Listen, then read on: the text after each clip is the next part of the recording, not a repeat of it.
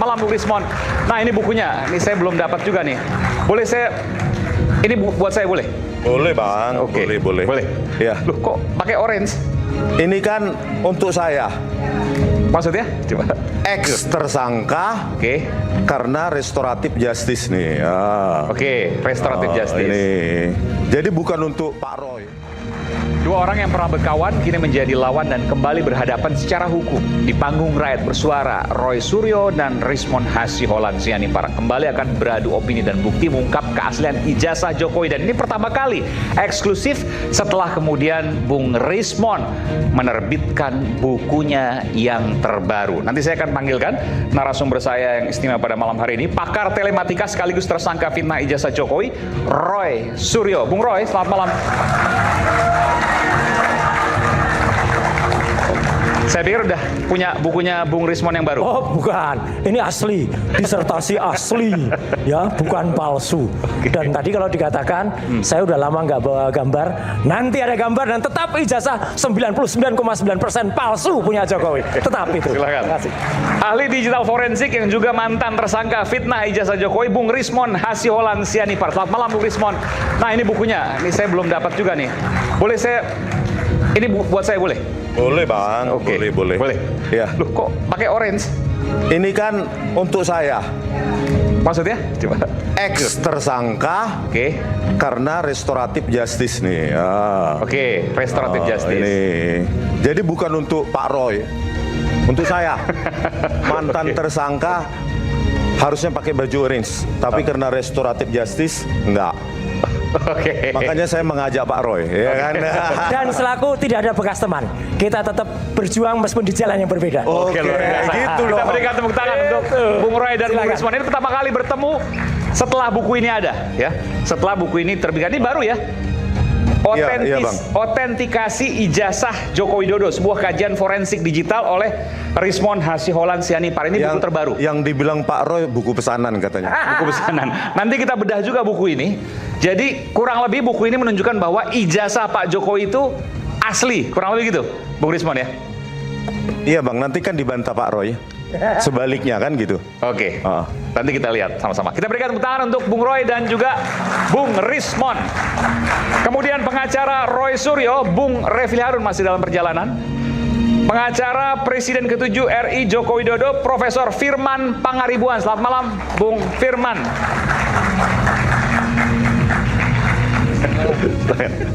Udah dapat buku ini belum pasti kan? Belum, baru. Ini luar biasa tebel juga ini. Siap, Rob. Terima kasih. Silakan, Bung Firman. Kemudian saya panggilkan juga pengacara Tifauzia Tiasuma, Bung Abdullah Al-Katiri. Selamat malam, Bung Al-Katiri. Jadi sudah sidang keberapa nih, Dokter Tifa? Dokter Tifa ketiga. Ketiga kurang lebih ya, oke. Ya. Sementara Bung Roy 3 pra peradilan, 2, hampir 3, oke. Yang ketiga jadi? Yang ketiga jadi dan dimulai besok pagi tanggal 22 Juli, bukan tanggal 28 ya, dimajukan jadi besok pagi. Besok pagi? Besok sidang pagi. perdana pra peradilan? Pra peradilan yang ketiga. Oke, nanti saya dalami soal itu Itu dulu. Mas Refli udah datang. Oh ya, oke.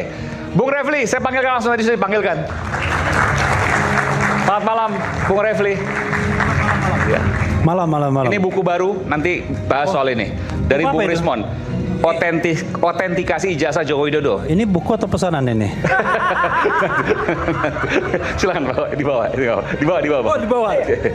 Kemudian pengacara Bung Rismon Sianipar, Bung Jahmada Girsang. Oh. Ini saya pikir tadi Jampitsus atau apa ini? Hah? Mirip loh, enggak serius. Ini warnanya mirip. Ini juga mirip. Gimana Rekan maksudnya? Aiman yang ganteng. Jadi ini seragam pribadi aja. Oke. Tapi Pradi begini, Bang, warnanya. Pradi, aku kebetulan salah satu komite di Pradi Suara Advokat Indonesia. Oke. Di komite saya sarankan seragamnya begini. Oh. Pradi Suara Advokat Indonesia. Mirip sama kejaksaan dong kalau gini. Oh, nggak apa-apa. Mirip-mirip nggak apa-apa kan? Analog gitu loh. Analog. Oke. Keren. Silakan. Ya. Di bawah aja, Pak. Di bawah. Oke. Terima kasih. Kita berikan tangan untuk narasumber kita dan juga bersama dengan para mahasiswa, 2 ahli pidana, pakar hukum pidana Profesor Erdianto Effendi. Selamat malam, Prof. Salah satu yang kemudian juga hadir pada saat pra peradilan dan juga pakar hukum pidana Bung Didit Wijayanto Wijaya. Selamat malam, Bung Didit.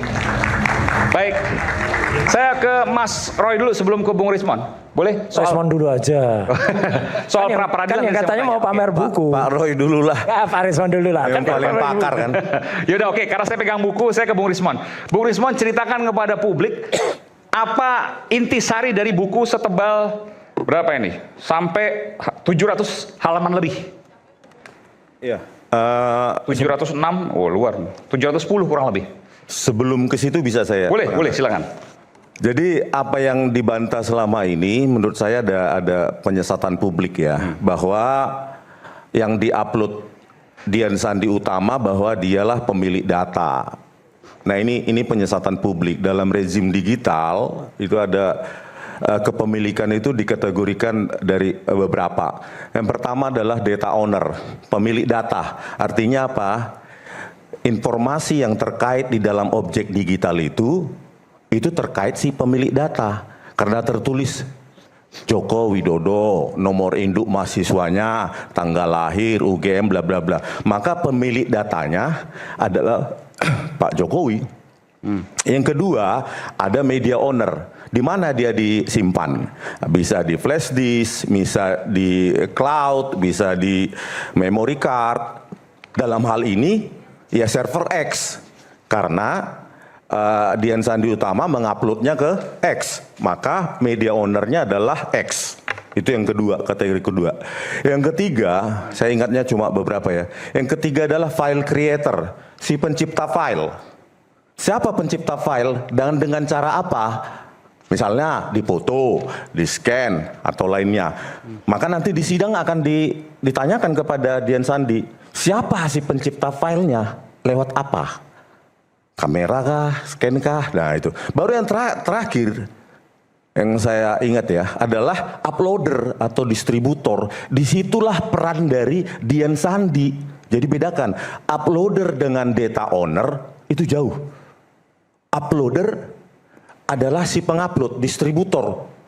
Data owner adalah pemilik informasi yang ada di dalam objek digital tersebut. Jadi kalau di apa kemarin kan sering ya pengacaranya baik Bu Tifa maupun Pak Roy mengatakan pemilik data itu Dian Sandi. Salah, dia uploader. Data ownernya adalah tetap Pak Jokowi. Jadi di situ dalam rejim digital dan banyak referensi itu. Jadi maksud saya supaya tidak terjadi penyesatan publik nanti seolah-olah nanti Pak Jokowi nggak punya legal standing dalam melaporkan. Enggak, data owner ya kalau mereka yang belajar dalam teknologi digital tetap mereka yang punya informasi di dalamnya. Sama seperti Pak Roy Suryo menampilkan KTP saya. Maka data ownernya tetap saya. Nah dari mana Pak Roy Suryo mendapatkan akses KTP saya? Apakah saya berikan langsung? Tetapi informasi yang termuat dalam KTP itu, ya saya pemilik datanya. Meskipun nanti disimpan di server YouTube. Distributornya siapa? Ya pemilik kanal YouTube. Begitu. Ya, jadi itu perlu saya luruskan supaya tidak lagi menjadi perdebatan. Iya, poinnya di sini adalah karena mengubah. Nah, makanya saya bilang, tadi data ownernya Pak Jokowi. Pak Jokowi merasa bahwa informasinya di dalam objek digital yang diupload oleh Pak Dian Sandi Utama diubah gitu loh tuduhannya, sangkaannya. Diubah oleh saya sebelumnya atau Pak Roy Suryo atau Bu Tifa kan begitu. Jadi bukan Dian Sandi yang sebagai uploader yang bertanggung jawab, mereka yang disangkakan mengubah karena informasi yang termuat di dalam objek digital yang diupload oleh Pak Dian Sandi Utama adalah Pak Jokowi. Ketika mengubah maka masuklah delik pidana di Undang-Undang ITE. Iya, itu. Itu maksud Anda ya? Iya. Oke. Tapi itu diyakini bahwa punya Pak Jokowi ijazah yang Bukan Dian Sandi. Informasi kan terkait dengan Pak Jokowi nih. Ada di foto ijazah itu yang diupload oleh Pak Dian Sandi Utama itu kan Joko Widodo. Tapi kan Undang-Undang ITE mengubah dokumen asli. Apakah kemudian itu dokumen asli? Bukan objek digitalnya, Bang. Informasi yang kok ketawa sih? enggak bagus ini menertawakan. Saya sedang serius. Boleh, gitu loh. saya kasih kesempatan. Jangan, kan belum tahu Pak. Ya, Pak Didit ya. Loh, kok bisa? Silahkan, boleh sedikit. Biarkan saya jangan diinterupsi dulu. Maksudnya gini, informasi yang diubah, maka itulah yang berubah. Sebentar, Bung Rismon. Tadi soal bilang ada yang lucu. Menurut Anda apa yang lucu, Pak Prof? Boleh sedikit aja. Baik, terima kasih. Saya melihat begini, kita bicara soal hukum, kita bicara soal ITE, tapi Bung Rismon ini sudah mengaplikasikan ITE dan hukum, ranahnya bukan dia. Nah, coba lihat dulu laporan Pak Jokowi yang dituduhkan milik saya. Dia tidak mengakui. Baca dulu laporan polisinya. Saya sudah baca. Makanya saya ketawa. Jadi dokumen itu tidak diakui oleh Pak Jokowi, tapi dikatakan yang dituduhkan milik saya. Baca dulu. Ini yang Dian Sandi maksudnya ya? Jadi Pak Jokowi bikin laporan polisi. Oke, betul. Dia menyatakan dokumen itu yang dituduhkan milik dia. Nah, yang kedua, tadi uploadernya siapa? Dian Sandi. Dian Sandi. Lah, pasal 32 ayat 1 harus mentransmisikan. Siapa yang mentransmisikan? Di situ. Ya, ketika saya jelaskan kepada penyidik waktu itu. Makanya saya ketawa.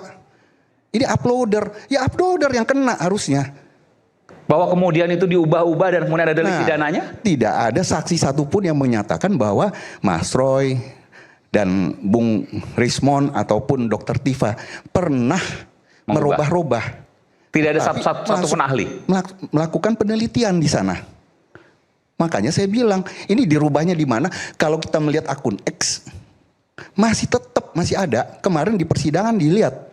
Jadi tidak dirubah. Siapa yang merubah? Oke. Itulah yang saya ketawa gitu loh. Jadi jangan mencampur adukan masalah ITE dengan pidananya. Ya kan? Garis bawahnya siapa yang mengubah? Toh masih asli, begitu Anda mau mengatakan itu kan? Tidak ada yang berubah. Dan yang menguploader satu-satunya cuma Dian Sandi. Itu. Kemarin itu Mas Aiman pada sidang praper yang kedua, Hakim Pak Iketut Darpawan itu bahkan mengakses dari komputer Pengadilan Negeri Jakarta Selatan, komputer yang netral, itu akun X-nya Dian Sandi. Dan di situ ketika diakses, akun Dian Sandi itu sama persis dengan ketika pertama kali diupload pada tanggal 1 April. Berarti pasal 32-nya ada orang yang mengubah kemudian melakukan rekayasanya, nggak ada sama sekali di situ. Dan tadi yang dikatakan Pak Didi itu sudah membaca dan kami juga sudah membaca laporannya Jokowi. Laporan Jokowi mengatakan bahwa itu yang disangkakan atau yang dituduhkan milik saya. Jadi dia tidak mengakui kalau dituduhkan itu. Kata-kata hukum tuh penting sekali. Yang dituduhkan. Artinya apa? Artinya bukan milik Jokowi. Dia nggak mengakui. Dituduhkan milik Jokowi. Iya. Yang dituduhkan milik saya. Laporannya tolong dibaca gitu loh ya. Saya mengkajinya dari sisi hukum, gak bisa diaplikasi langsung dengan penerapan ITE itu. Oke. Gak bisa. Silakan Bung Rismon. Ya saya nggak bicara tentang hukum. Saya bicara tentang ya teknologi IT, Pak. Kan ntar dulu, Pak. Penyimpangan yang menurut saya penyesatan publik adalah ketika dikatakan bahwa objek digital itu yang diupload Dian Sandi adalah milik Dian Sandi. Tidak. Di dalam teknologi informasi yang termuat, informasi yang termuat di dalam objek digital itu, itulah si pemilik. Kalau uploadernya lain lagi, bahkan file creatornya juga lain lagi, pencipta file. Media ownernya juga lain lagi. Jadi ada beberapa kategori, jangan disamakan itu semua.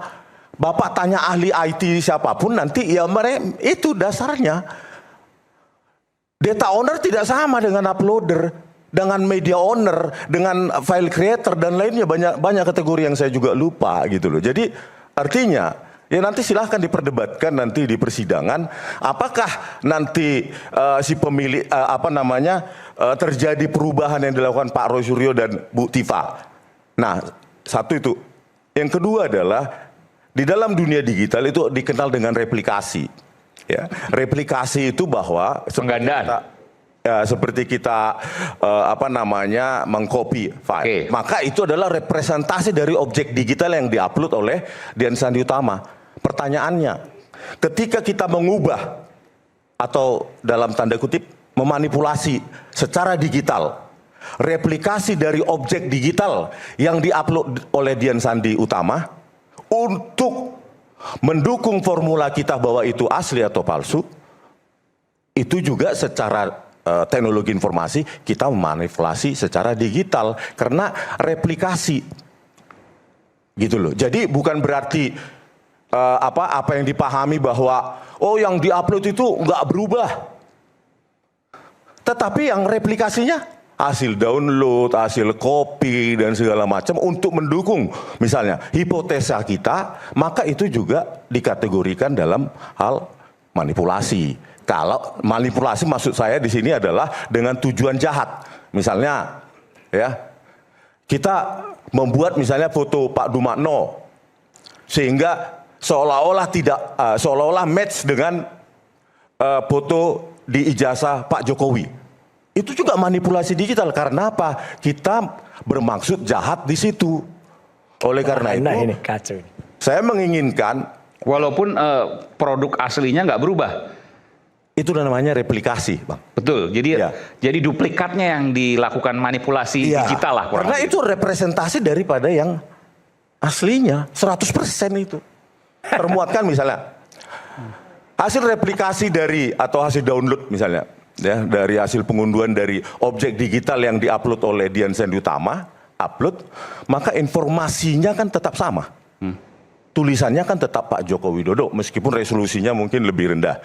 Tetap sama di situ tertulis nomor induk mahasiswa, tanggal lahir, tempat dan tanda tangan. Nah, sekarang kalau di sini dimanipulasi, meskipun di uploadan tidak dimanipulasi, maka dia juga harus bertanggung jawab terhadap hasil replikasi itu.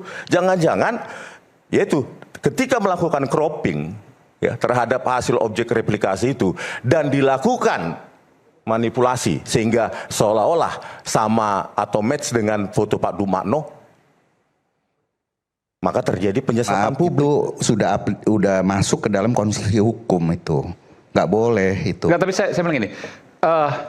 Ini katakan buku ini saya ubah satu hurufnya, saya ubah gitu, tapi buku ini tetap ada, lalu kemudian saya analisis, saya ubah karena saya mau analisis, apakah itu kemudian dianggap mengubah? Kalau kita bicara pasal 32 ayat 1 Undang-Undang ITE, kita kan bicara soal itu tidak bisa dikategorikan seperti itu dan harus diikuti dengan transmisi hasil perubahan itu, tapi aslinya sudah tidak bisa diakses. Itu baru bisa? Baru bisa. Ngadelik. Ya. Kalau aslinya masih ada, lalu dilakukan analisis, kemudian ditambah dan seterusnya lakukan manipulasi digital lah kurang lebih. Ya. Atau analisis digital lah. Ya. Itu nggak bisa kena delik. Kenapa? Dan itu ditanya sama penyidik sama saya. Apakah boleh ada orang mengaku sebagai peneliti, kemudian melakukan penelitian atas dokumen elektronik atau whatever, dia bilang, kemudian dinyatakan bahwa itu adalah 99,9% palsu. Itu di perkara pokok, saya menjadi ahli. Saya bilang begini, Anda kalau bicara soal pidana, Anda harus bicara soal azas legalitas. Ya, jadi azas legalitas itu ada aturan yang melarang? Tidak. Coba, nggak ada, dia bilang. Ya sudah, jangan tanyakan lagi. Apakah boleh atau tidak? Jadi kalau jawabannya boleh. Bukan boleh, tidak ada aturan yang melarang. Tidak ada hukum yang akan menindaknya. Ya, jadi kita jangan salah, kita bicara tadi segala sesuatu. Oke, Bung Rismon saya hargai kalau bicara soal ITE.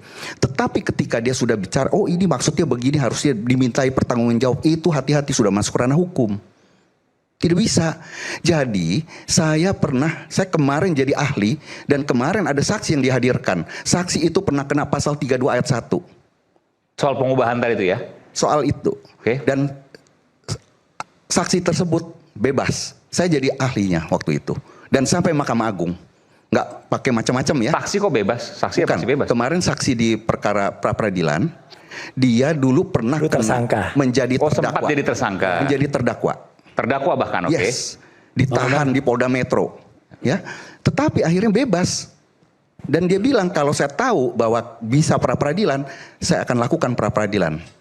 Dia bilang begitu. Ahlinya dia bilang saya waktu itu. Sedikit lagi, Bang. Ya, tentang replikasi ya Pak Didit. ada seseorang melaporkan saya dengan video AI generated. Oke. Dia manipulasi, padahal itu hasil replikasi atau hasil download dari sebuah video di kanal saya, Baligi Academy. Terus dimanipulasi. Padahal tetap bisa diakses itu video saya yang asli. Dan hasil manipulasi itu AI generated, seolah-olah saya mengatakan menuduh figur publik itu membiayain segala macam 5 miliar. Ya. Kalau argumentasi Pak Didit bahwa oh video yang ada ini bisa diakses, tidak berubah. Tetapi lihat hasil cloningan itu dipakai, dimanipulasi untuk kepentingan dia.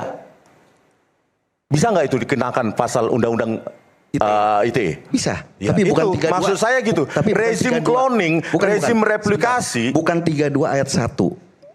Ya, jadi salah kalau kita bilang ITE itu terlalu gamblang. Jadi kita bicara itu soal Kalau diubah untuk kepentingan yang bersangkutan, pasal berapa? diubah untuk kepentingan yang bersangkutan Ya. menjadi asli 35. Bukan menjadi asli. Untuk menganalisis bahwa dibuktikan bahwa itu palsu. Oh, jadi begini. Kalau seandainya kita mengambil satu gambar Ya. di website atau dimanapun, ya.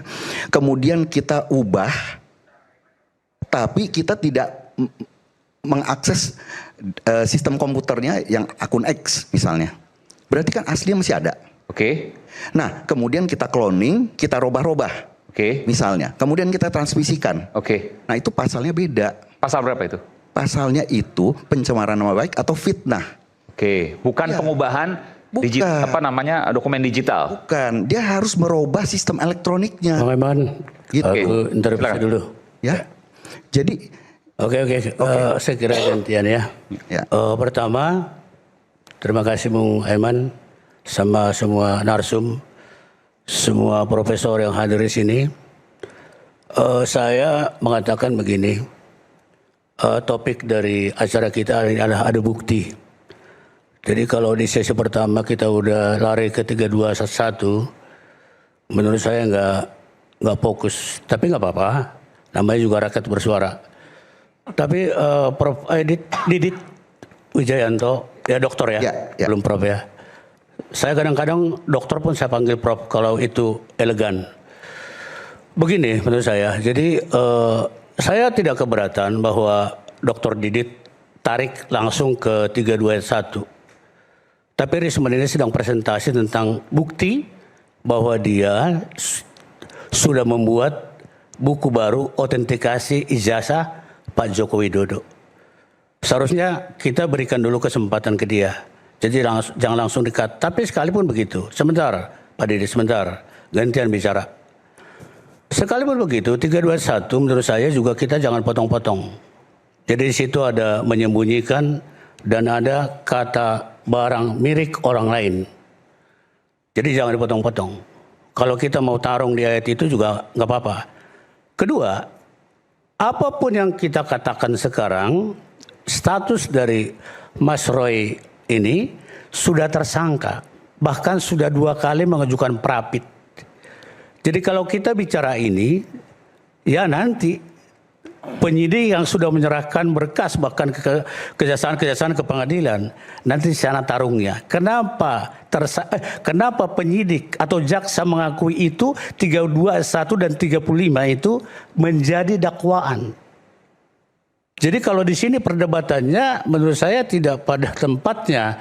Tapi sekalipun begitu ya kembali rakyat bersuara kita hargai. Sekali lagi saya katakan di situ di pasal 321 bukan hanya memanipulasi, mengedit segala macam, menyembunyikan barang orang lain. Sekarang saya lanjutkan.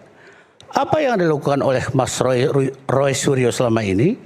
Bahwa ijazah ini adalah 99% palsu. Ijazah Pak Jokowi maksudnya. Langsunglah saya melompat ke TIFA. 6 spesimen ijazah ini adalah menunjukkan bahwa ijazah Pak Jokowi palsu.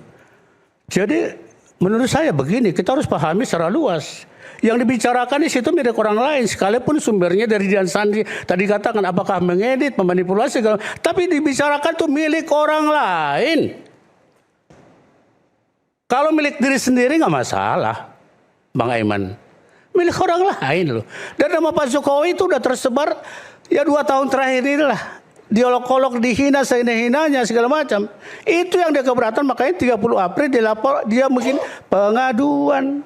Pengaduan itu menurut pasal 116 kalau nggak salah itu, dia berhak juga menelusuri ke sana, memerintahkan, meminta bahkan penjelasan dari pengaduan itu, beda dengan laporan. Jadi menurut saya ya Dr. Didit Wijayanto, saya kira kita sama-sama orang hukum kok. Ya, saya dinasihati oleh dosen saya, pendapat siapapun di hukum itu tidak selalu benar. Sekalipun profesor siapapun yang bicara boleh. Saya belum doktor, belum profesor. Tapi saya boleh juga menyangkal apa yang saya ketahui. Ayat, pasal, dan ayat itu gitu loh. Jadi jangan dipotong-potong. Milik orang lain jangan dilupakan loh. Itu garis bawah milik orang lain. Ya, itu adalah apa? Itu deliknya. Ayat terakhirnya milik orang lain. Gini Mas Aiman. Sebentar dulu. Pak Jagir. Mas Roy, saya Anda, oh iya, Sebentar dulu. silakan. Enggak, saya nanti akan tambahin. Nanti saya beri kesempatan. Silakan selesaikan dulu. Karena gini, jangan membaca Undang-Undang ITE dari visinya sendiri. Saya termasuk orang yang menyusun Undang-Undang ITE dan saya membaca naskah akademiknya. Tapi Bukan nanti- seperti yang dikatakan Pak Jagir Nanti saya itu. berikan kesempatan. Sama sekali Silakan. bukan. Beda Selesaikan. itu hanya orang baca, mempersepsikan sendiri. Salah nanti. Silakan. Jadi, Oke, saya kira Mas Roy boleh aja bicara apapun ya. Ini proses kan sudah berjalan panjang. Jadi kita kalau kembali ke awal itu, saya kira tidak ada waktunya. Ya. Oke, Ya. kita lawyer to lawyers Ya, kita Oke. lihat aja ke depannya. Oke, ya. Termasuk rekan Refli Harun, kita lihat ke depan. Jadi apa yang ada di depan itu aja sekarang kita bicarakan gitu loh. Apa 31 ya 1 35 oke, lihat tantang aja di pengadilan. Oke, kita Nanti saya beri kesempatan. Tapi poinnya adalah milik orang lain Ya. dan itu kemudian diubah sesuai dengan keinginannya. Kurang lebih begitu. Ya kurang lebih. Bisa Enggak, menyembunyikan kayak gitu juga itu loh bacanya. dari awal itu. Kacau. Oke. Jangan lupa, jadi jangan potong-potong ayat itu. Lengkapin Itulah aja. delik pidananya. Kalau tidak ada edit, ya tidak ada manipulasi. Tapi yang dibicarakan itu milik orang lain loh. Dan diubah menurut keinginannya. Kacau ini. Oke, Ya, kita ya. kembali saat lagi nanti saya berikan kesempatan Saya kira itu dulu. untuk Bung Refli dan Bung Roy selepas jeda sesaat lagi.